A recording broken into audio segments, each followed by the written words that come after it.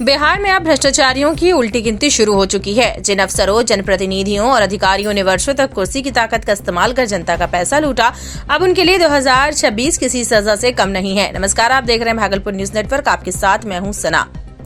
इस वक्त की सबसे बड़ी और अहम खबर और सबसे निर्णायक खबर बिहार से। निगरानी अन्वेषण ब्यूरो ने भ्रष्टाचार के खिलाफ ऐसा शिकंजा कसा कि पूरे सिस्टम में हड़कंप मच गया।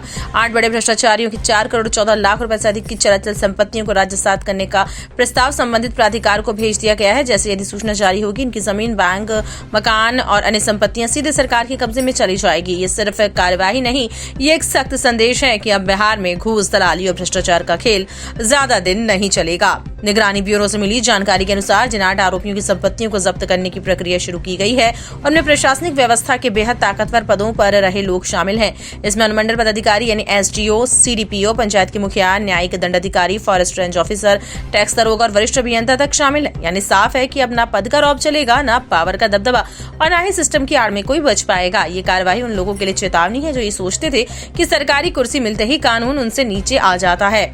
सबसे पहले बात करते हैं लखीसराय के तत्कालीन forest range officer Dilip Kumar की, जिनके खिलाफ वर्ष 2012 में आय से अधिक संपत्ति का मामला दर्ज किया गया था। जांच में ये सामने आया कि उनके पास उनकी वैध आय से कई गुना अधिक संपत्ति मौजूद थी।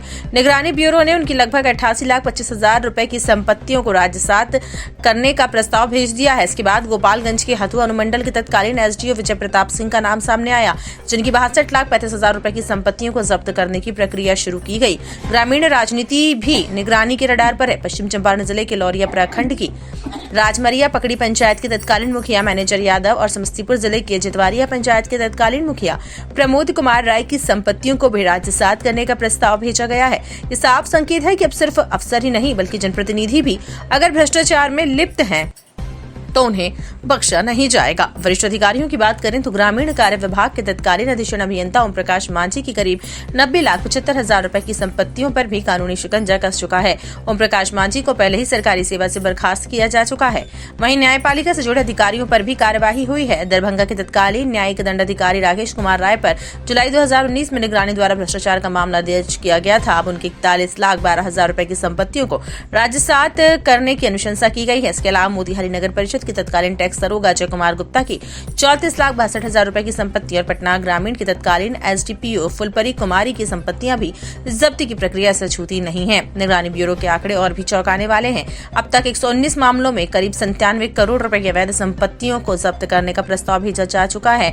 इनमें से कई मामले हाईकोर्ट और सुप्रीम कोर्ट में विचाराधीन है, जबकि 11 मामलों में करीब 6 करोड़ रुपए की संपत्तियों को अंतिम रूप से राज्यसात किया जा चुका है। निगरानी ब्यूरो के महानिदेशक जितेंद्र सिंह गंगवार ने साफ शब्दों में कहा कि भ्रष्टाचार के खिलाफ ये अभियान रुकने वाला नहीं है। साल 2025 के आंकड़े बताते हैं कि निगरानी ब्यूरो ने इतिहास रच दिया है। जहां पहले सालाना औसतन 70 एफआईआर दर्ज होती थी, वहीं 2025 में संख्या बढ़कर 122 हो गई है।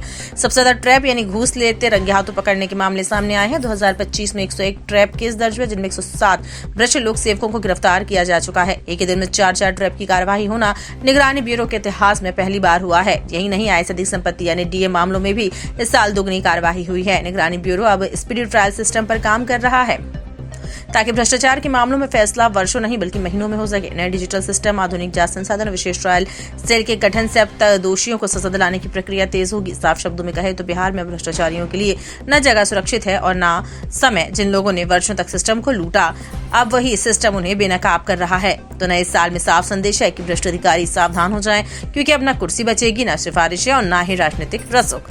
बिहार में अब कानून बोलेगा और कानून का जवाब सिर्फ कानून से मिलेगा। इस बड़ी कार्रवाई पर आपकी क्या राय है, हमें कमेंट सेक्शन में जरूर बताएं। वीडियो पसंद आए तो लाइक करें, शेयर करें और भागलपुर न्यूज नेटवर्क को सब्सक्राइब करें।